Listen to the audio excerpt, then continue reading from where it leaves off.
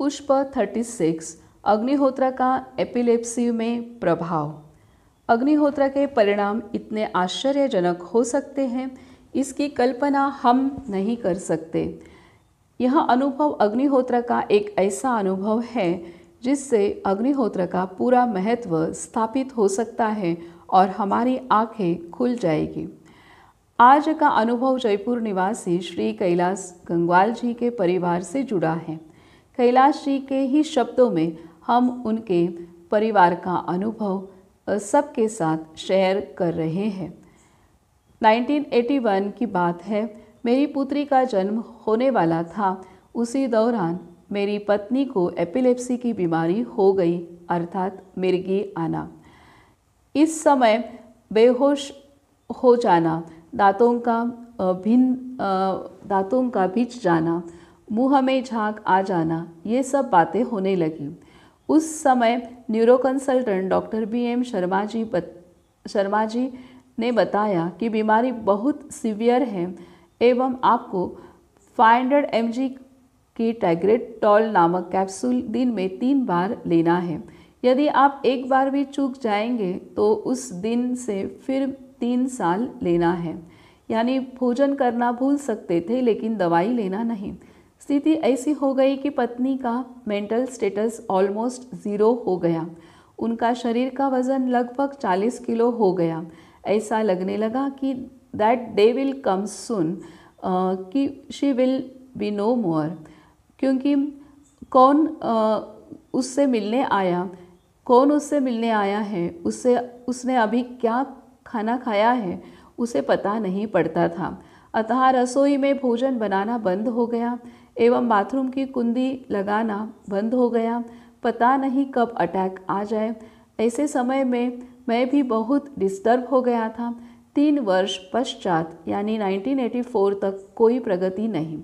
मेरे बचपन का दोस्त श्री विष्णु पोद्दार, जो उस समय भोपाल में स्ट्रॉ प्रोडक्ट लिमिटेड में केमिकल इंजीनियर थे, उन्होंने मेरे से कहा कि कैलाश, तुम अपने घर पर अग्निहोत्र शुरू करो, सब कुछ ठीक हो जाएगा। उसने मुझे पात्र दिया, विधि समझाई। कहते हैं कि मरता सो क्या नहीं करता। मैंने 8 अप्रैल 1984 को दुखी मन से अग्निहोत्र शुरू कर दिया। बस समझिए ना, नए सूर्य का उदय हुआ। लगभग 4 महीने ही बीतते होंगे कि पत्नी के चेहरे पर चमक आने लगी। उसका लगभग 2 किलो वज़न बढ़ गया और मुझे लगा कि दवाई तो 3 साल से ले रहे हैं, उसका तो कोई भी प्रभाव नहीं है। हाँ, इसी अग्निहोत्र हवन का ही प्रभाव होना चाहिए।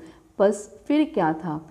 अग्निहोत्र के सभी नियमों का पालन करते हुए नियमित रूप से 1 वर्ष ही किया होगा कि हर प्रकार की प्रगति के साथ शरीर का वजन भी लगभग 50 किलो हो गया। अब अग्निहोत्र हवन के कारण ही यह गंभीर बीमारी दूर हो रही थी। यह स्पष्ट करने के लिए किसी पुष्टि की आवश्यकता नहीं थी।